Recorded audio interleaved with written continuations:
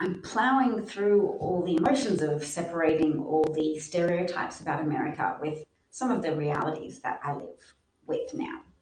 And the reality is, so many Americans are really nice and friendly, personable, and open people.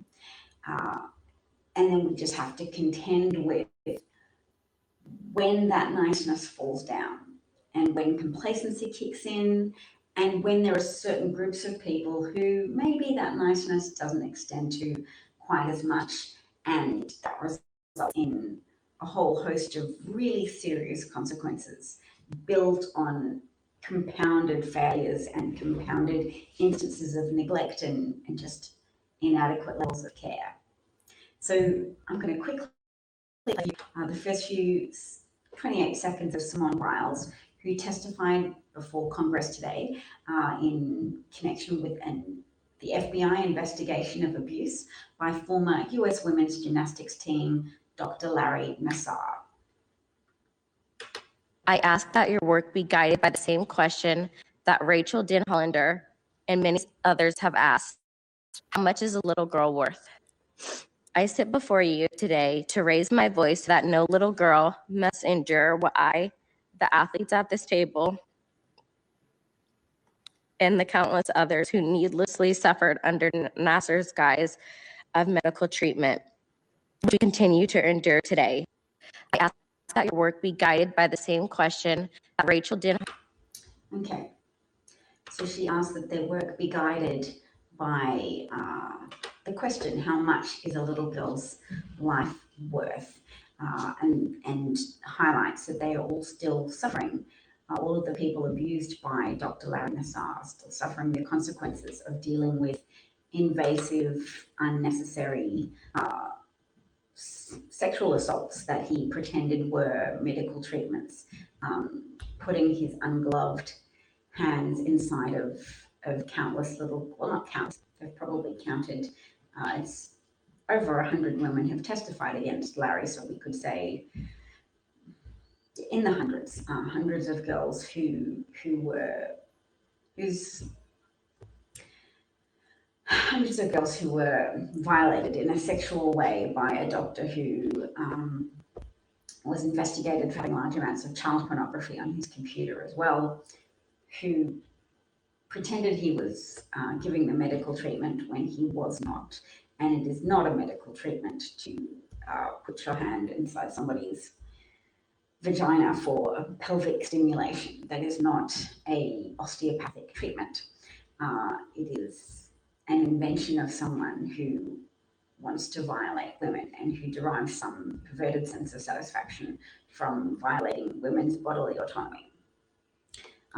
So yes, the girls were betrayed not only by this alleged doctor, not alleged, he was a doctor, he earned his medical qualifications, but he brought significant disrepute on the practice of medicine and on university and the US Olympics body, and other athletes have pointed out that parents need to have their eyes more open to pervasive patterns of abuse against little girls competing in this industry.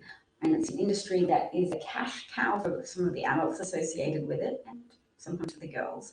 But because you can win medals and trophies and endorsements and advertising revenue, doesn't mean that you should look the other way when girls are being routinely, emotionally, and psychologically abused by people within the field. So Kim's here and Molly's here. Hello, both of you. I also want to take a moment to celebrate the failure of the Republicans who wasted $300 million of California taxpayer money yesterday to run a recall election in a significantly blue state. I want to call out journalists such as Cassie Hunt, who said, oh yes, well, we're in this position because Governor Newsom went to a restaurant. He went to a restaurant called French Laundry, which was in Napa Valley, and at the time didn't have apparently indoor-outdoor restrictions. And And so he went out during COVID to a semi-indoor restaurant, and Kazi Hunt is saying, yes, well, as a consequence, we have the recall election. And so it's not a waste of money, it's just was the consequences of Governor Newsom's actions. And people pointed out to Kazi Hunt on Twitter that no, going to a semi-indoors restaurant when Napa Valley didn't yet have significant restrictions about going to restaurants yet. Yes, it's an optics problem, but it's doesn't function or shouldn't function as a cover story for all of the dark money and the Christo-fascist billionaires who funded efforts to go around and take advantage of the archaic California law that allows you to run a recall election with a fairly small amount of signatures, and then to have that be incentivized by only having to get 50% of the voters who turn out. So it's not even 50% of registered voters, but 50% of the voters who turn out have to say, yes, recall the governor, and then the governor gets recalled. And that worked when Arnold Schwarzenegger was then elected during using this weird recall process to the governorship of California without winning in a straightforward election. Bob is noting, this is good news from Bob, trials for COVID vaccine have started for people as young as 6 months. Well, that is excellent news. I've heard that maybe by late October, people are anticipating that vaccines could be approved for between 5 and 12, which is just good news for parents that are in the bracket, that have children in the same age bracket as my children. And I might be able to come back to this show, but I'm going to be going to get my children now. And I just want to note something I learned today. A former governor of New Jersey, Chris Christie, you may have heard a scandal involving Bridgegate, and they purposely caused traffic snarls, purposely closed off a lane on a bridge one morning to revenge themselves on someone. And Chris Christie put his phone out of reach of the investigation. He gave it to his lawyer, who is a gentleman by the name of Christopher Wray, a name which might be familiar to you because he is currently the head of the FBI and coming under increasing scrutiny for what he is, or more to the point, isn't doing with regards to investigating the insurrection that was incited by Donald Trump and his political allies and carried out by fevered Trump supporters who attacked America's Capitol building and injured over 130 police officers and contributed to the death of one police officer and hurt America's reputation for democracy throughout the world.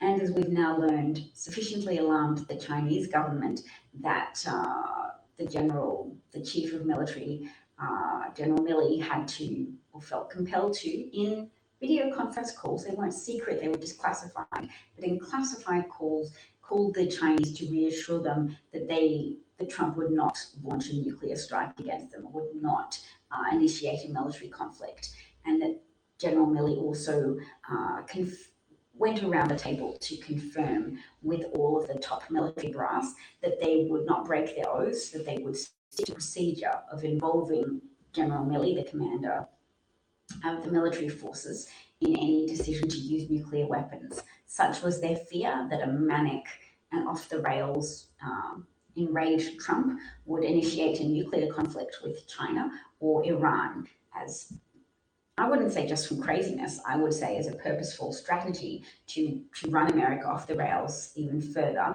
to create the kind of chaos that will allow him to ignore the results of the election and so have a successful right-wing coup and obtain an unlawful second term in office purely by virtue of starting a war.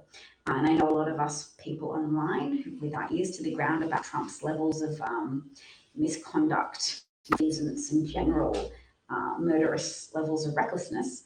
We were worried that he would initiate a nuclear conflict in the time between losing the election and leaving office. Turns out America's military commanders shared those concerns with us. So the Millie's excerpts from the new book were chilling. Yes, the Washington Post may have acted irresponsibly in characterizing some of those calls to Chinese officials as secret, because they weren't secret calls between just Millie. They were group conferences involving an official from the State Department and other military commanders as well. So that's all from me. I best go, but thank you so much and hope to talk to you all again soon. And broadcast.